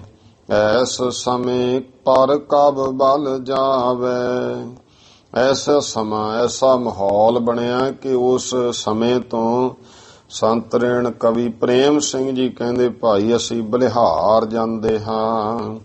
ਕੀਨ ਪ੍ਰਦਛਨ ਸਨ ਮੁਖ ਆਏ, ਪਰਿਕਰਮਿਆਂ ਕਰਕੇ ਗੁਰੂ ਗ੍ਰੰਥ ਸਾਹਿਬ ਜੀ ਸਾਹਮਣੇ ਫਿਰਿਆ ਗਏ। ਕੀਨ ਬੰਦਨਾ ਗ੍ਰੰਥ ਅਗਾਏ, ਆ ਕੇ ਸ੍ਰੀ ਗੁਰੂ ਗ੍ਰੰਥ ਸਾਹਿਬ ਜੀ ਨੂੰ ਬੰਦਨਾ ਨਮਸਕਾਰ ਕੀਤੀ। ਜੋਗਮ ਤ੍ਰਿਤੀ ਚਤੁਰਥੀ ਰੇ, ਫਿਰ ਦੂਜੀ ਤੀਜੀ ਚੌਥੀ ਲਾਵਾਂ ਗਾਇਨ ਹੋਈ। ਕਰ ਬੰਦਨ ਇੱਕ ਆਸਨ ਥਿਰੇ, ਚਾਰੇ ਪਰਿਕਰਮਿਆਂ ਹੋਈਆਂ, ਬੰਦਨਾ ਕਰਕੇ ਇੱਕ ਆਸਣ ਤੇ ਬੈਠ ਗਏ। ਰਾਗਨ ਅਸ ਬਿਦ ਸ਼ਬਦ ਅਲਾਇਓ, ਰਾਗੀਆਂ ਰਬਾਬੀਆਂ ਇਸ ਤਰ੍ਹਾਂ ਫਿਰ ਸ਼ਬਦ ਪੜਿਆ ਹੈ। ਬਾਬਲ ਵਿਆਹ ਗੁਰਮੁਖ ਵਰ ਪਾਇਓ, ਵਿਆਹ ਹੁਆ ਮੇਰੇ ਬਾਬਲਾ ਗੁਰਮੁਖੇ ਵਾਲਾ ਸ਼ਬਦ ਜਿਹੜਾ ਹੈ ਉਹ ਪੜਿਆ ਤੇ ਵਿਆਹ ਹੁਆ ਮੇਰੇ ਬਾਬਲਾ। ਭਾਈ ਬਾਬਲ ਪਿਤਾ ਤੇ ਬਾਬਲ ਸਭ ਦਾ ਪਿਤਾ ਪਰਮੇਸ਼ਰ ਵਾਹਿਗੁਰੂ, ਆਤਮਿਕ ਜੀਵਨ ਵੀ। ਇਹ ਭਾਈ ਗੁਰਮੁਖ ਰੂਪ ਵਰ ਪਾਇਆ, ਇਹ ਵਿਆਹ ਹੋਇਆ ਹੈ ਦੋਹਰਾ। ਸੰਮਤ ਨਾਨਕ ਸ਼ਾਹੀ ਸ਼ੁਭ, 1/8 ਜਾਨ। ਕਿਹੜੀ ਤਰੀਕ ਸੀ? ਸੰਮਤ ਨਾਨਕ ਸ਼ਾਹੀ ਸ਼ੁਭ 1/8 ਜਾਨ, 108 ਭਾਵ 38। ਇਹ ਜਾਣ ਲੋ 138 ਨਾਨਕ ਸ਼ਾਹੀ ਸੰਮਤ ਹੈ। ਤੇ ਇਹਦਾ ਗੁਰਮੁਖੋ ਬਿਕਰਮੀ ਸੰਮਤ ਕੱਢਣਾ ਹੈ ਤਾਂ ਆਪ ਜੀ ਨੇ ਪਹਿਲਾਂ ਵੀ ਗੱਲ ਕੀਤੀ ਹੈ। 1526 ਚ ਜੋੜ ਲੈਣਾ ਬਿਕਰਮੀ ਸੰਮਤ। ਈਸਵੀ ਸਨ ਕੱਢਣਾ ਹੈ 1469 ਵਿੱਚ 138 ਜੋੜ ਲਓ ਤਾਂ ਗੁਰਮੁਖੋ ਉਹ ਫਿਰ ਸਨ ਈਸਵੀ ਨਿਕਲ ਆਵੇਗਾ। ਇਹ ਨਾਨਕ ਸ਼ਾਹੀ ਸੰਮਤ ਹੀ ਸੰਤ ਰੇਣ ਪ੍ਰੇਮ ਸਿੰਘ ਜੀ ਨੇ ਦਿੱਤਾ ਹੈ। 138 ਨਾਨਕ ਸ਼ਾਹੀ ਸੰਮਤ ਜਾਣ ਲਓ। ਸ੍ਰੀ ਗੁਰ ਹਰਗੋਬਿੰਦ ਕੋ ਵਿਆਹ ਸੋ ਭਇਓ ਮਹਾਨ, ਸ੍ਰੀ ਗੁਰੂ ਹਰਗੋਬਿੰਦ ਸਾਹਿਬ ਜੀ ਦਾ ਜੋ ਭਾਈ ਮਹਾਨ ਵਿਵਾਹ ਹੋਇਆ ਹੈ, ਚੌਪਈ ਭੀ ਵਧਾਈ ਸਭ ਮਨ ਹਰ ਖਾਈ। ਵਧਾਈਆਂ ਹੋਈਆਂ, ਸਾਰਿਆਂ ਦੇ ਮਨ ਨੂੰ ਖੁਸ਼ੀ ਹੋਈ। ਦੀਨ ਦਾਨ ਮੰਗਤ ਜਨ ਤਾਈ, ਮੰਗਤਿਆਂ ਨੂੰ ਦਾਨ ਦਿੱਤਾ ਗਿਆ ਹੈ। ਧਰਮ ਅਰਥ ਬਹੁ ਦਰਬ ਨਿਕਾਰਾ। ਫਿਰ ਭਾਈ ਧਰਮ ਦੇ ਅਰਥ ਆਏ। ਧਰਮ ਕਾਰਜਾਂ ਲਈ ਵੀ ਬਹੁਤ ਧਨ ਜਿਹੜਾ ਕੱਢਿਆ ਹੈ। ਦਸਵੰਧ ਜਿਵੇਂ ਹੁਣ ਆਪਾਂ ਧਰਮ ਦੇ ਕਾਰਜ ਵਾਸਤੇ ਖਰਚਾ ਕਰਦੇ ਹਾਂ, ਧਰਮ ਅਰਥ ਵਾਸਤੇ ਵੀ ਬਹੁਤ ਦਰਬ ਕੱਢਿਆ ਹੈ। ਕਹਿ ਗੁਰ ਤੀਰਥ ਰਚੈ ਅਪਾਰਾ। ਮਹਾਰਾਜ ਕਹਿੰਦੇ ਭਾਈ ਮਹਾਨ ਇੱਥੇ ਤੀਰਥ ਰਚਾਂਗੇ।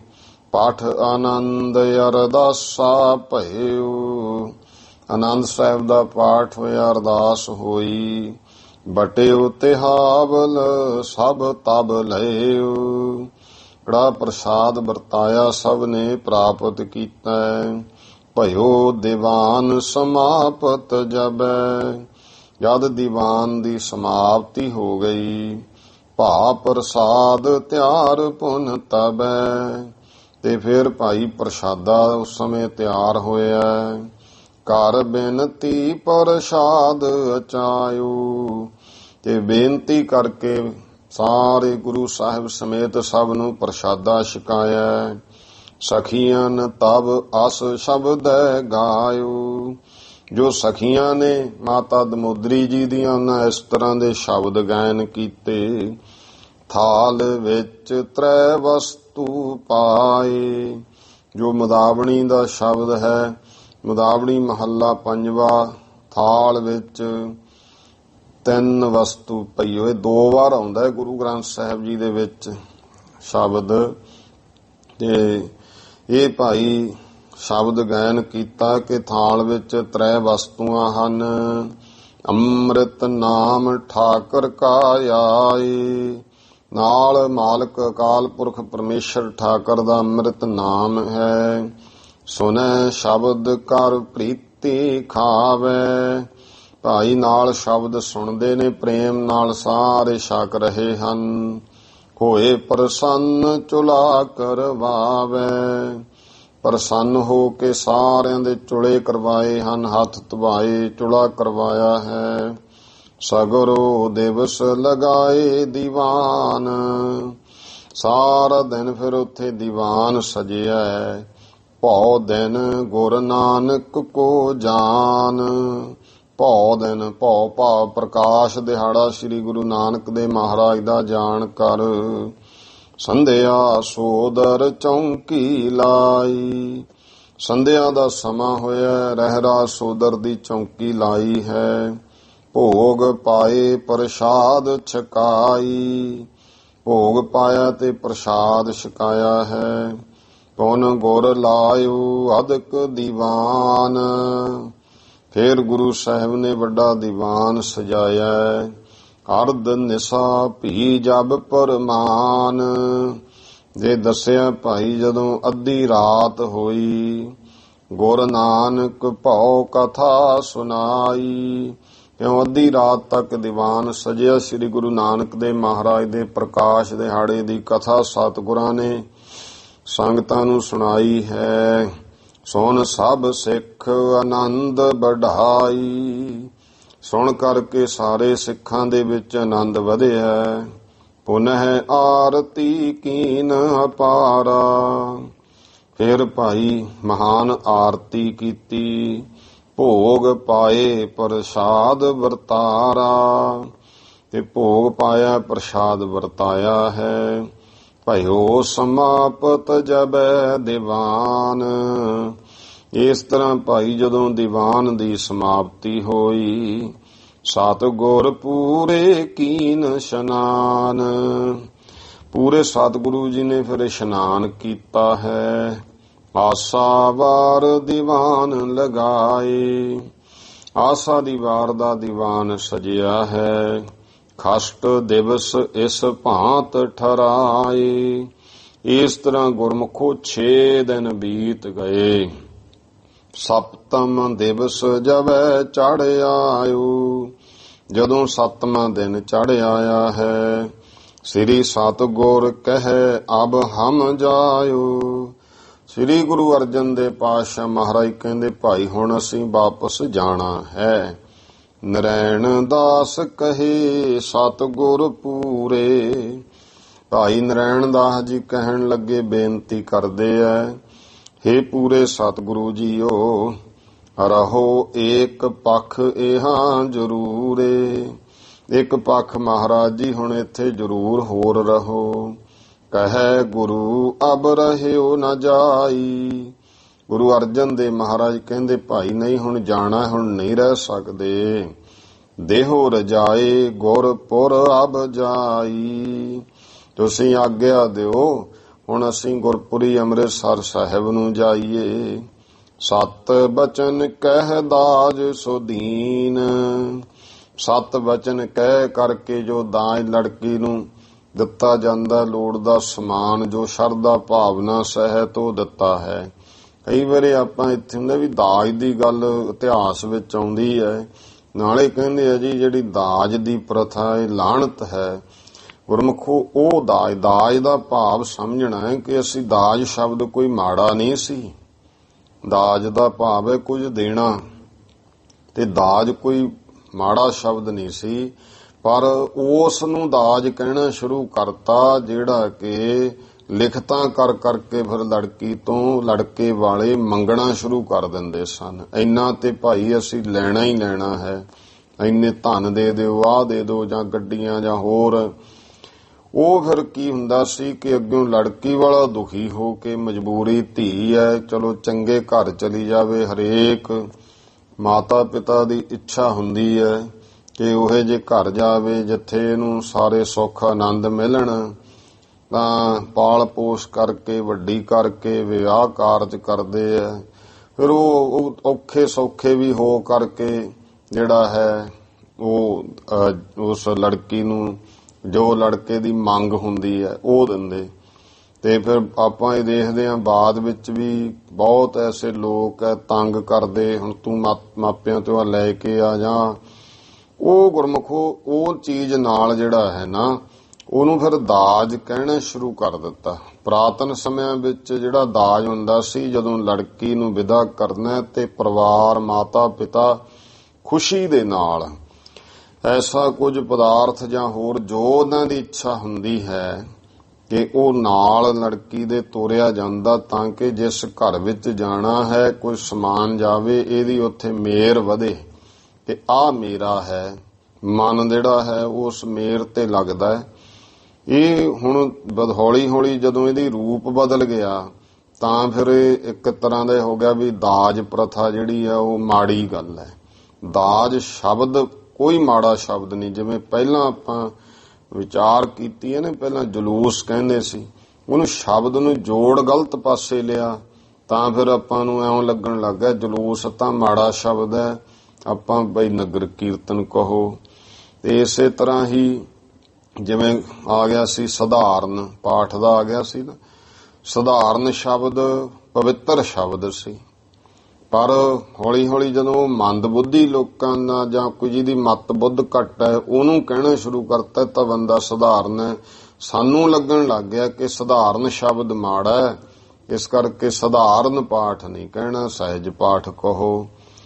ਤੇ ਪ੍ਰਾਤਨ ਹੁਣ ਬਜ਼ੁਰਗ ਵੀ ਸਧਾਰਨ ਪਾਠ ਹੀ ਕਹਿੰਦੇ ਨੇ। ਰਹਿਤ ਮਰਜ਼ਾਦਾ ਵਿੱਚ ਵੀ ਸਧਾਰਨ ਪਾਠ ਹੀ ਲਿਖਿਆ ਤੇ ਇਤਿਹਾਸਕ ਗ੍ਰੰਥਾਂ ਵਿੱਚ ਵੀ ਸਧਾਰਨ ਪਾਠ ਹੈ। ਸਧਾਰਨ ਕੋਈ ਸ਼ਬਦ ਮਾੜਾ ਨਹੀਂ, ਸਹੀ ਸ਼ਬਦ ਇਹੀ ਹੈ। ਇਸ ਕਰਕੇ ਇਸੇ ਤਰ੍ਹਾਂ ਹੀ ਜਿਹੜਾ ਦਾਜ ਸ਼ਬਦ ਸੀ, ਦਾਜ ਸ਼ਬਦ ਬੜਾ ਚੰਗਾ ਸ਼ਬਦ ਸੀ, ਪਰ ਜਦੋਂ ਉਹਨੂੰ ਲੜਕੇ ਵਾਲਿਆਂ ਦੀ ਜਿਹੜੀ ਇੱਕ ਤਰ੍ਹਾਂ ਨਾਲ ਜਦੋਂ ਮੱਤ ਨੂੰ ਹਵਸ ਚੜ ਜਾਂਦੀ ਹੈ ਨਾ ਪਦਾਰਥਾਂ ਦੀ ਮੰਗ ਦੀ, ਉਹਦੇ ਨਾਲ ਜੋੜ ਦਿੱਤਾ ਗਿਆ ਤੇ ਉਹ ਇਸ ਸ਼ਬਦ ਦੇ ਨਾਲ ਲੜਕੀ ਨੂੰ ਤੰਗ ਕਰਨ ਲੱਗੇ। ਦਾਜ ਲਿਆ ਦਾਜ ਲਿਆ, ਉਹ ਆਉਂ ਲੱਗ ਗਿਆ ਕਿ ਦਾਜ ਤਾਂ ਬੜੀ ਭੈੜੀ ਚੀਜ਼ ਹੈ। ਇਹ ਫਿਰ ਮਨ ਵਿੱਚ ਵਸ ਗਿਆ। ਇਸ ਕਰਕੇ ਕਈ ਵਾਰੀ ਆ ਜਾਂਦਾ ਨਾ ਕਿ ਦਾਜ ਦਿੱਤਾ, ਹੁਣ ਦੇਖੋ ਇੱਥੇ ਵੀ ਆ ਗਿਆ। ਤੇ ਫਿਰ ਕਈ ਸੋਚਣ ਜਿਹੜੇ ਹੁਣ ਅੱਜ ਕੱਲ ਉਹ ਇਹ ਸੋਚਣਗੇ ਹੈ ਨਾਲੇ ਤਾਂ ਦਾਜ ਬੜੀ ਮਾੜੀ ਗੱਲ ਹੈ, ਵੀ ਗੁਰੂ ਮਹਾਰਾਜ ਦੇ ਸਮੇਂ ਵੀ ਦਾਜ ਦਿੱਤਾ ਜਾਂਦਾ ਸੀ। ਗੁਰਮੁਖੋ ਇਹ ਆਏ ਨਹੀਂ ਸੀ। ਇਹ ਦੋਨੇ ਪਾਸੇ ਉਹ ਹੈ, ਇਹ ਮਰਜ਼ਾਦਾ ਗੁਰੂ ਘਰ ਦੀ ਹੈ। ਸਤੀ ਦੇ ਸੰਤੋਖੀ ਖਾਏ, ਕਿ ਜਿਹੜਾ ਦੇ ਰਿਹਾ ਕੁਝ ਉਹ ਸਤ ਉਹਦੇ ਵਿੱਚ ਹੋਵੇ ਤੇ ਲੈਣ ਵਾਲਾ ਸੰਤੋਖੀ ਹੋਵੇ। ਹੁਣ ਇੱਧਰ ਗੁਰੂ ਮਹਾਰਾਜ ਨੂੰ ਤਾਂ ਕੋਈ ਇੱਛਾ ਨਹੀਂ, ਗੁਰੂ ਤਾਂ ਸਾਰਿਆਂ ਦਾ ਦਾਤਾ ਹੈ। ਤੇ ਗੁਰਮੁਖੋ ਇਹ ਚੀਜ਼ ਆਮ ਤੌਰ ਤੇ ਪਰਿਵਾਰਾਂ ਵਿੱਚ ਵੀ ਲੜਕੇ ਲੜਕੀ ਚ ਹੁੰਦੇ। ਲੜਕੇ ਦੇ ਪਰਿਵਾਰ ਵਿੱਚ ਹੋਵੇ ਸੰਤੋਖ, ਤੇ ਜਿਹੜਾ ਲੜਕੀ ਵਾਲਾ ਪਰਿਵਾਰ ਉਹਦੇ ਵਿੱਚ ਹੋਵੇ ਸੱਤ, ਫੇਰ ਕੋਈ ਰੌਲਾ ਨਹੀਂ। ਜਦੋਂ ਇਹ ਸੱਤ ਤੇ ਸੰਤੋਖ ਦੋਨੇ ਚਲੇ ਜਾਂਦੇ ਨੇ ਤੇ ਸੰਤੋਖ ਦੀ ਜਗ੍ਹਾ ਤੇ ਲੋਭ ਆ ਜਾਂਦਾ, ਸੱਤ ਦੀ ਜਗ੍ਹਾ ਤੇ ਝੂਠ ਆ ਜਾਂਦਾ, ਤਾਂ ਫਿਰ ਸਾਰੇ ਕੰਮ ਵਿਗੜਦੇ ਆ। ਤੋ ਇਸ ਕਰਕੇ ਜਿੱਥੇ ਸੱਤ ਤੇ ਸੰਤੋਖ ਹੈ ਉੱਥੇ ਕੋਈ ਝਗੜੇ ਵਾਲੀ ਬਾਤ ਨਹੀਂ। ਉਹ ਗੱਲ ਕਰ ਰਹੇ ਸੀ, ਸੱਤ ਬਚਨ ਕਹਿ ਦਾਜ ਸੋ ਦੀਨ। ਮਹਾਰਾਜ ਨੇ ਕਿਹਾ ਭਾਈ ਹੁਣ ਜਾਣਾ ਜ਼ਰੂਰੀ ਹੈ, ਤਾਂ ਸੱਤ ਬਚਨ ਕਹਿ ਕੇ ਦਾਜ ਦਿੱਤਾ ਹੈ। ਉਹ ਕਵ ਨਹਿ ਜੋ ਗਿਨੈ ਪ੍ਰਬੀਨ। ਕੀ ਕੁਝ ਦਿੱਤਾ ਹੈ? ਉਹ ਸ੍ਰੀ ਨਰਾਇਣ ਦਾਸ ਜੀ ਨੇ ਭੇਟਾ ਰੂਪ ਦੇ ਵਿੱਚ ਜੋ ਵੀ ਆਪਣੀ ਖੁਸ਼ੀ ਨਾਲ। ਕਿਹੜਾ ਐਸਾ ਕਵੀ ਹੈ ਜੋ ਭਾਈ ਵੱਡਾ ਸਿਆਣਾ ਕੋਈ ਗਿਣ ਸਕੇ?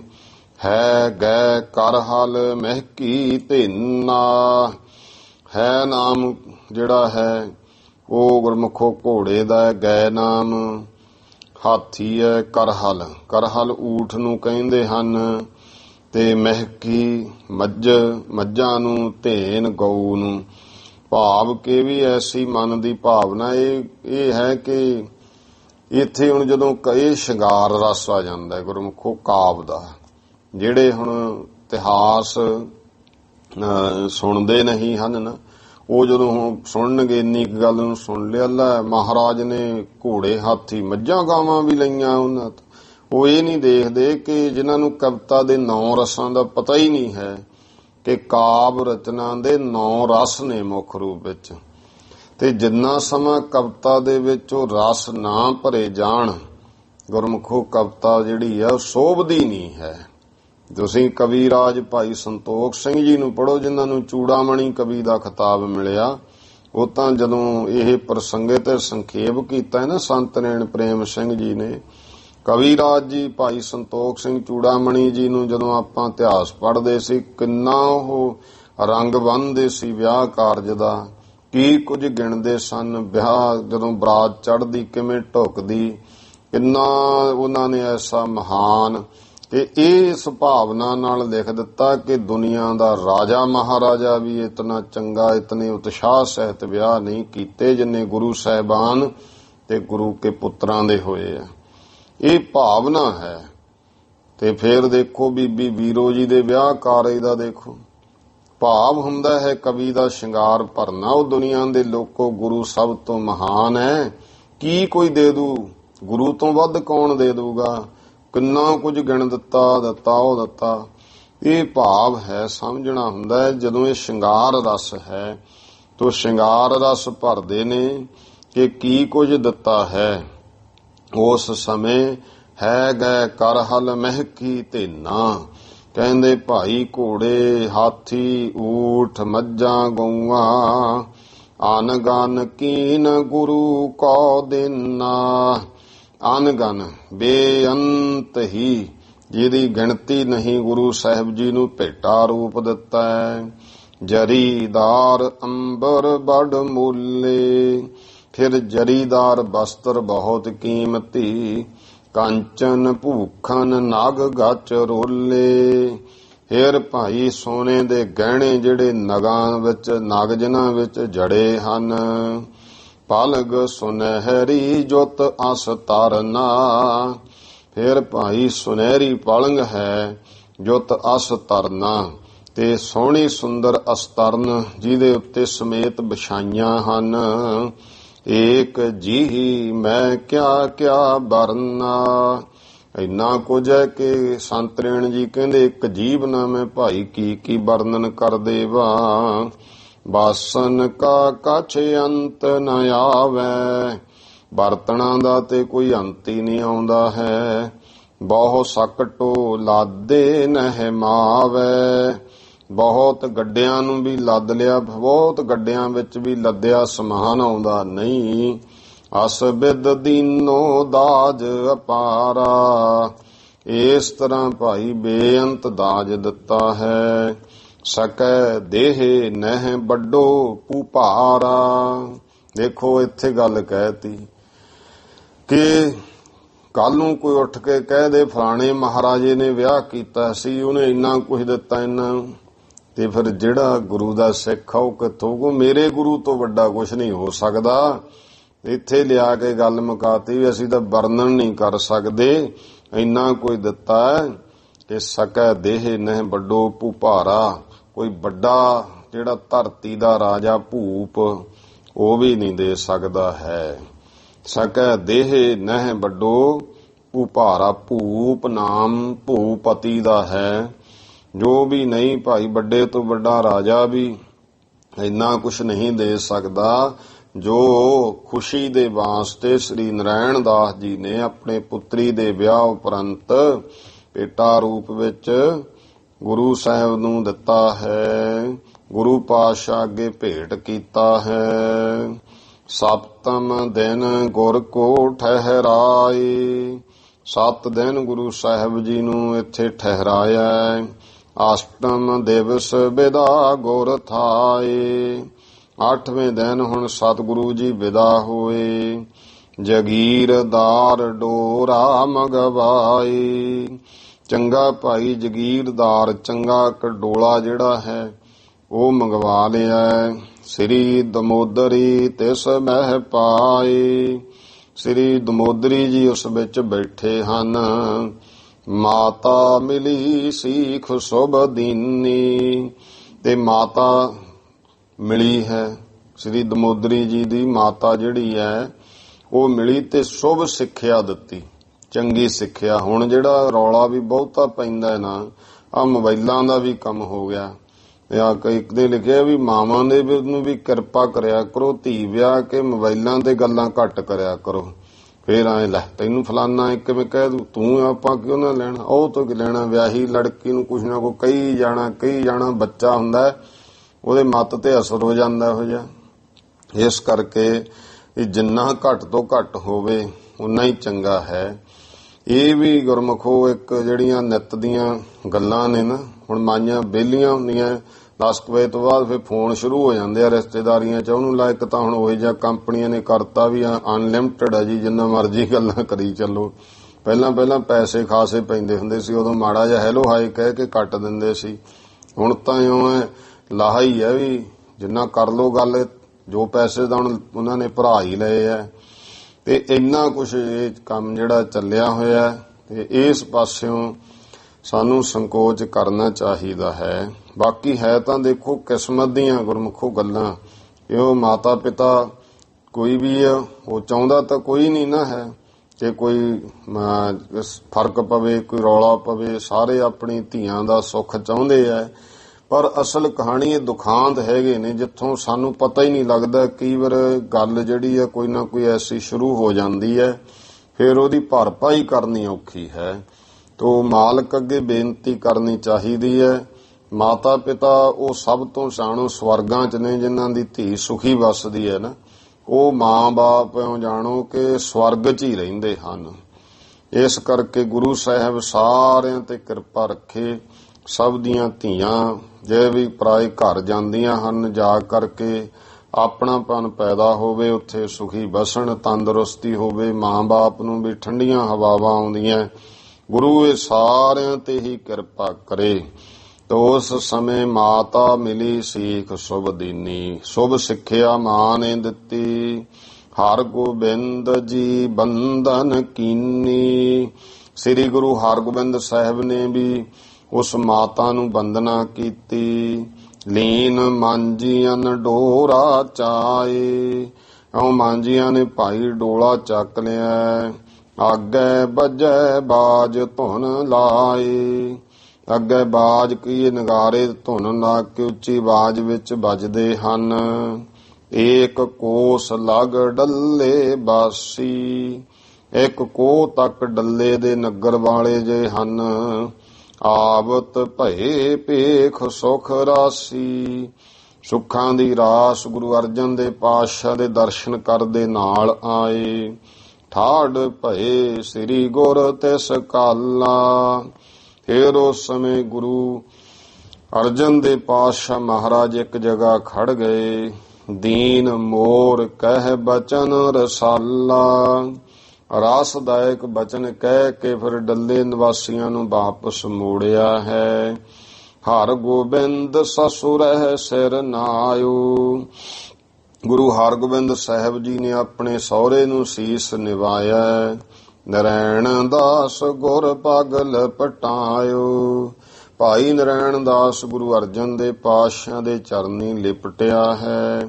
ਮੋਰ ਤਿਨਹਿ ਗੋਰੇ ਆਗੇ ਆਏ, ਡੱਲੇ ਵਾਸੀਆਂ ਨੂੰ ਵਾਪਸ ਕਰਕੇ ਗੁਰੂ ਮਹਾਰਾਜ ਅੱਗੇ ਨੂੰ ਚੱਲ ਪਏ। ਨਦੀ ਬਿਪਾਸਾ ਤਟ ਨੀਰ ਆਏ, ਬਿਆਸ ਨਦੀ ਦਾ ਕਿਨਾਰਾ ਨੇੜੇ ਆ ਗਿਆ ਹੈ। ਕੇਵਟ ਪਿਖ ਤਰਨੀ ਬਹੁ ਆਨੀ, ਮਲਾਹਾਂ ਨੇ ਵੇਖਿਆ ਬਹੁਤ ਬੇੜੀਆਂ ਲੈ ਆਏ ਹਨ। ਗੁਰ ਸੰਗ ਸਭ ਜਨੇਤ ਝੜਵਾਨੀ, ਗੁਰੂ ਸਾਹਿਬ ਦੇ ਸਮੇਤ ਸਾਰੇ ਜੰਜ ਨੂੰ ਚੜਾਇਆ ਹੈ। ਭਏ ਪਾਰ ਗੁਰ ਦੀਨ ਇਨਾਮ, ਬਿਆਸਾ ਪਾਰ ਹੋਏ ਸਤਿਗੁਰਾਂ ਨੇ ਉਹਨਾਂ ਮਲਾਹਾਂ ਨੂੰ ਇਨਾਮ ਦਿੱਤੇ।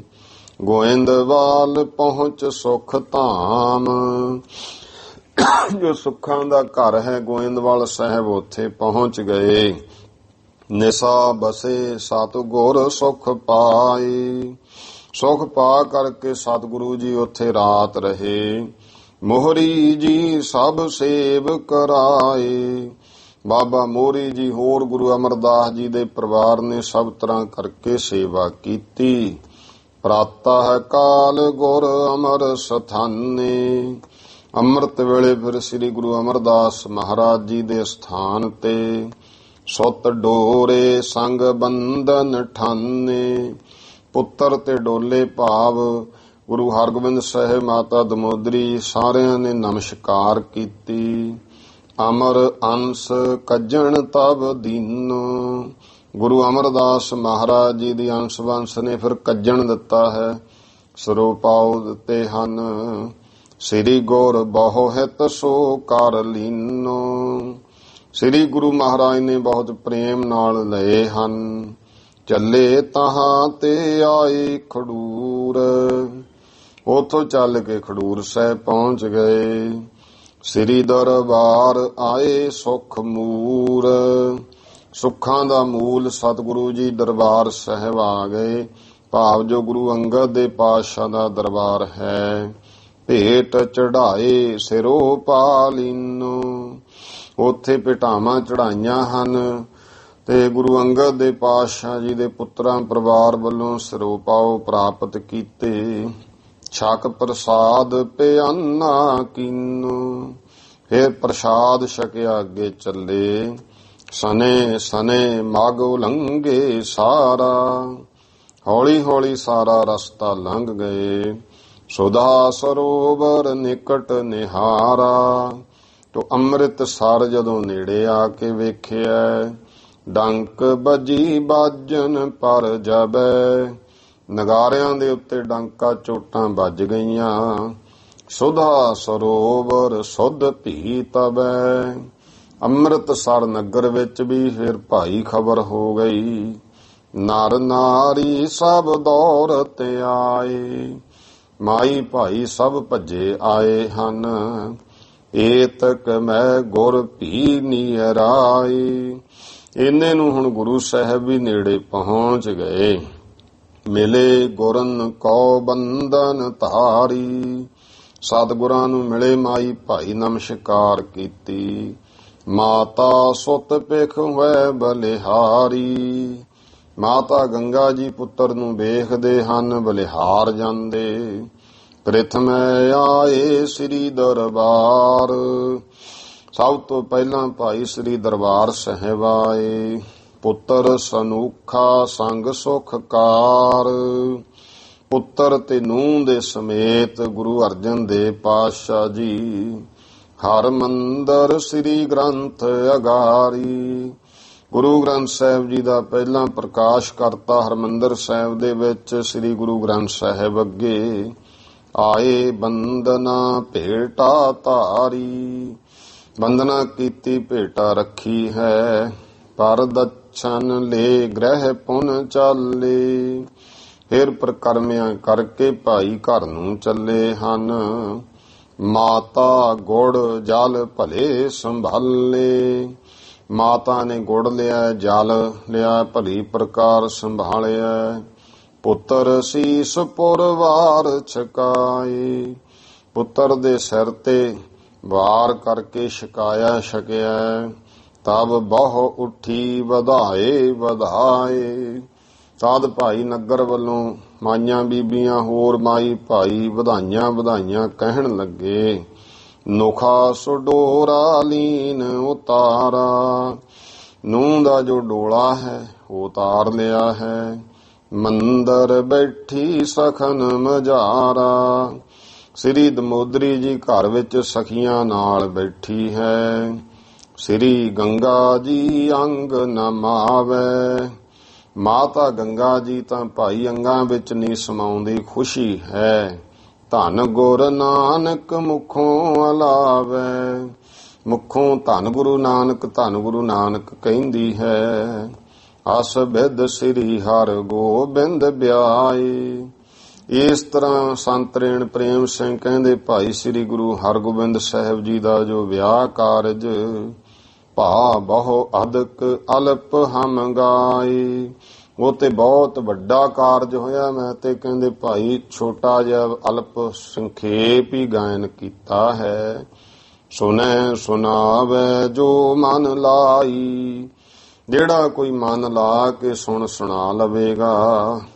ਸਿੱਖੀ ਪ੍ਰਾਪਤ ਸ਼ੋਕ ਨਸਾਈ, ਉਹਨੂੰ ਸਿੱਖੀ ਦੀ ਪ੍ਰਾਪਤੀ ਹੋਵੇਗੀ। ਸ਼ੋਕ ਦੁੱਖ ਜਿਹੜੇ ਆ ਉਹ ਨਸ ਜਾਣਗੇ, ਗੁਰੂ ਦੀ ਕਿਰਪਾ ਦਾ ਪਾਤਰ ਬਣੇਗਾ। ਇਤ ਸ੍ਰੀ ਗੁਰਪੁਰ ਪ੍ਰਕਾਸ਼ ਗ੍ਰੰਥੇ, ਇੱਥੇ ਤੱਕ ਭਾਈ ਸ੍ਰੀ ਗੁਰਪੁਰ ਪ੍ਰਕਾਸ਼ ਗ੍ਰੰਥ ਪੰਚਮ ਮਹੱਲੇ ਜੋ ਪੰਜਵੇਂ ਮਹੱਲੇ ਦੀ ਕਥਾ ਹੈ। ਸ੍ਰੀ ਹਰਗੋਬਿੰਦ ਜੀ ਵਿਆਹ ਪ੍ਰਸੰਗ ਵਰਣਨ, ਸ੍ਰੀ ਗੁਰੂ ਹਰਗੋਬਿੰਦ ਸਾਹਿਬ ਜੀ ਦੇ ਵਿਆਹ ਦਾ ਜੋ ਪ੍ਰਸੰਗ ਵਰਣਨ ਕੀਤਾ ਹੈ। ਨਾਮ 32 ਸਮੋ ਮੰਦਰ ਹੈ, 32ਵੇਂ ਘਰ ਦਾ ਭਾਈ ਇਹ ਪ੍ਰਸੰਗ ਹੈ। ਟਾਈਮ ਹੋ ਗਿਆ ਸਮਾਪਤੀ ਦਾ।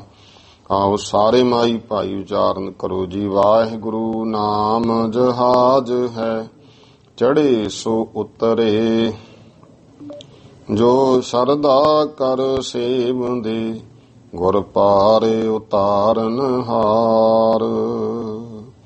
ਵਾਹਿਗੁਰੂ ਜੀ ਕਾ ਖਾਲਸਾ, ਵਾਹਿਗੁਰੂ ਜੀ ਕੀ ਫਤਿਹ।